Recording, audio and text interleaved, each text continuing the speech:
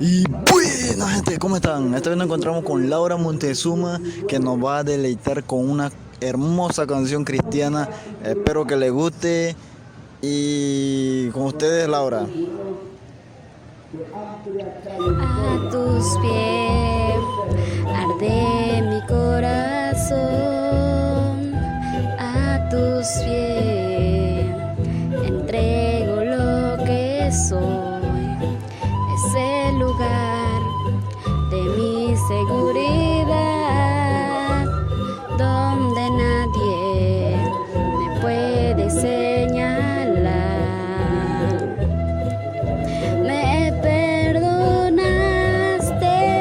me acercaste a tu presencia, me levantaste,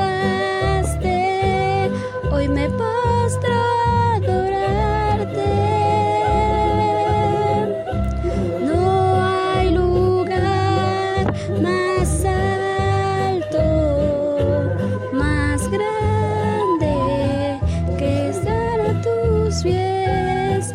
No hay lugar más alto, más grande que estar a tus pies.